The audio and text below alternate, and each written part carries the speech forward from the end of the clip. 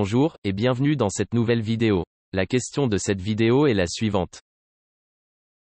Qu'est-ce que tu as appris aujourd'hui que tu veux partager? Passons dès à présent aux réponses. D'après Dorian Loverrier, la réponse à cette question est la suivante. Un truc tout bête et utile dans une seule situation, plus exactement comment réparer un matelas gonflable crevé. Ça a pas l'air ouf comme ça, mais punaise qu'est-ce que je suis content d'avoir pensé à une solution. En fait on pourrait croire que c'est une tâche facile, et la plupart du temps ça l'est, il suffit de tendre l'oreille, de repérer la fuite et de mettre une rustine dessus. Sauf que des fois la fuite ne fait pas de bruit. En revenant des vacances familiales, que nous faisons toujours en tente, un matelas avait ce type de fuite. Mon père décide donc de tremper le matelas dans l'eau, sauf que pas de peau, il essaie et essaie, c'est pénible parce qu'il faut qu'il y ait de l'air à l'intérieur du matelas pour voir la fuite et ça le fait sortir de l'eau, sans trouver. Et là j'ai l'idée du siècle. Et si on mélangeait du liquide vaisselle et un peu d'eau, qu'on le versait à l'intérieur du matelas, qu'on secouait pour que ça tapisse les parois et qu'ensuite on gonflait. Bingo. Immédiatement on vit la mousse sortir d'une minuscule fuite. Un homme inconnu malencontreusement passait à côté de mon matelas. Franchement je suis tellement fier de ce tout petit truc, je crois que vais poser la question, comment réparer un matelas gonflable crevé, et y répondre. XD. Eddie, c'est fait réponse de Dorian Loverrier à comment réparer un matelas gonflable. Parenthèse fermante. En espérant qu'un jour le pouvoir du liquide vaisselle vous soit aussi utile. XD. D'après Siem Swabinet Feki, la réponse à cette question est la suivante. J'ai appris qu'il faut savoir garder le cap et ne pas fléchir devant les aléas de la vie. Voilà maintenant 12 mois que je ne tiens plus les rênes de Cora en français et je dois dire que ça n'a pas été facile à digérer. La décision a été brutale et sans appel et n'a pas manqué de me bouleverser, mais il faut savoir garder la tête froide. C'est aussi ça, Corporate America. Une décision de réduction de personnel plus tranchante qu'une guillotine et qui n'a pas l'air de faire de vagues dans les rangs des open spaces. Mais dans un marasme économique, il ne faut pas s'oublier, c'est du moins ce que j'ai décidé de faire. Et dans tout malheur j'ai réussi à trouver du réconfort auprès des miens et auprès de ceux qui m'ont écrit pendant cet ermitage. Merci à tous ceux et celles qui ont pensé à m'adresser un petit mot. Mais que s'est-il donc passé? Je sais que beaucoup se le demandent et voudraient des réponses, mais il n'y a pas plus à dire que cela. Cora a décidé de mettre un terme à la collaboration de 50 talents et j'étais sur la liste. Je tiens à rassurer que je n'ai pas déclenché les foudres des dieux pour me venger, si bien que nous avons tous fini en quarantaine. Qu'est-ce que j'ai appris aujourd'hui et depuis le 23 janvier? Eh bien, Austin est une ville très sympa. Je continue mes pérégrinations américaines et je me suis installé dans cette charmante capitale texane avec ma petite famille. J'ai troqué maison de banlieue dans le coin le plus pourri de la baie de San Francisco contre une maison de banlieue avec piscine dans le meilleur coin de la ville. Tout ça pour un loyer équivalent à un 50 mètres carrés à Marks Dormois. Comme quoi, on peut prendre un red-eye avec 2 chats en cabine et un bébé. Un red-eye, c'est un vol de nuit en anglais. Moyennant le recours de 3 adultes, conjoints plus parents, on peut affronter les turbulences des Rocheuses à plusieurs mètres d'altitude avec un bébé qui somnole sur ses genoux pendant 4 heures. Le sort des chats, lui, est entre les mains du conjoint qui se tape des miaulements démoniaques pendant ce temps-là. Il y a 4 fuseaux horaires au Mexique. Le Mexique, un pays magnifique connu pour ses temples incas, son guacamole, ses plages de sable fin et ses sombreros comptent 4 fuseaux horaires. Un truc à savoir quand vous passez des entretiens téléphoniques avec des équipes depuis Austin et que vous êtes à Cancun. Le fuseau le plus salette est une vraie bitch. L'originalité de Cora ne réside que dans ses auteurs. Il faut le dire. Le niveau d'intérêt et d'attention de certaines équipes pour faire de ce produit quelque chose de bien est minable comparé aux efforts fournis par ses contributeurs. Je n'ai jamais vu des gens aussi inspirés et aussi motivés pour faire d'un réseau social un relais de connaissances. Vous portez à cœur la mission de Cora bien plus que certains le font en interne et ça m'a beaucoup pesé à des moments. Que j'ai 61 messages sur ma boîte privée dont 90% portent sur le programme partenaire, dont je ne suis plus du tout en charge. Sorry. D'après Tristan Ross, la réponse à cette question est la suivante. En commençant mes études post-bac, j'avais confié à ma meilleure amie, je veux devenir une machine.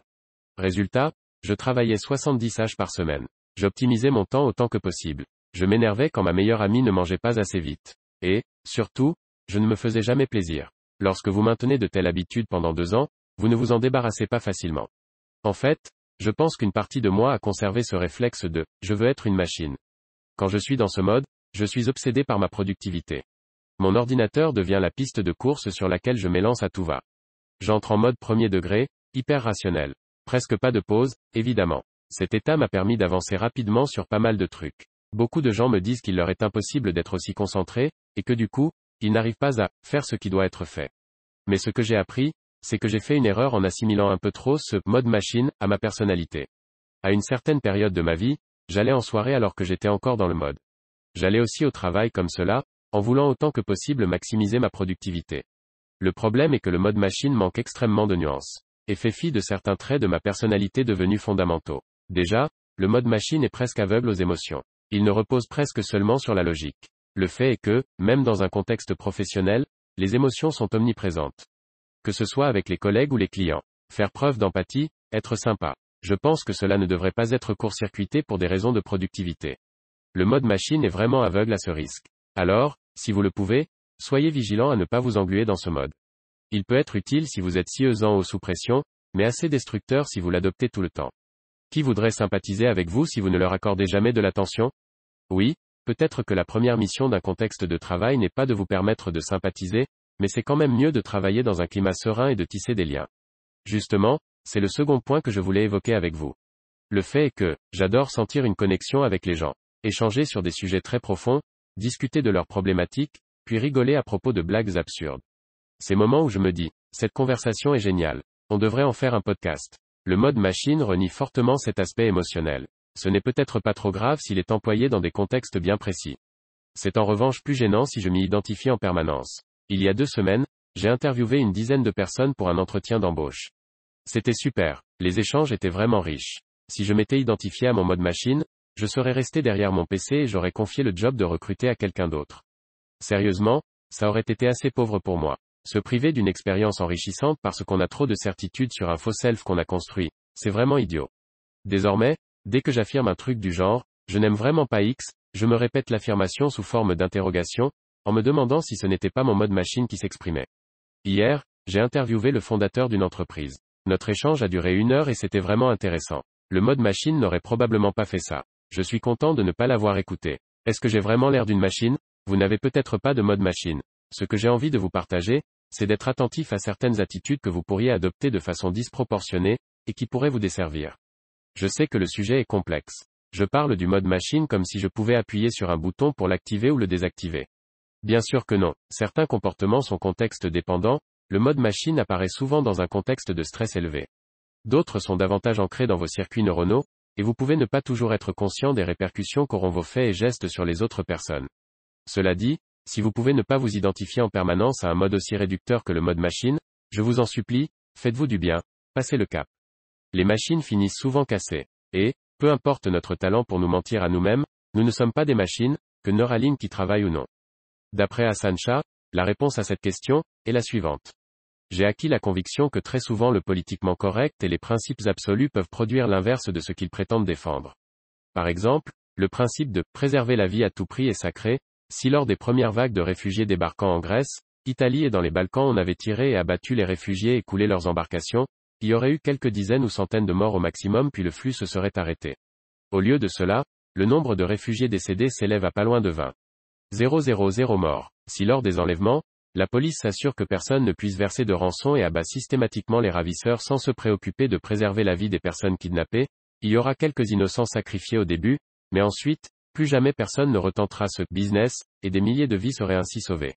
Si on avait mis tous les Sidéens en isolement absolu ou bien si on les laissait tous simplement mourir sans soin, il y aurait eu quelques dizaines de milliers de morts et cela aurait eu des effets très positifs.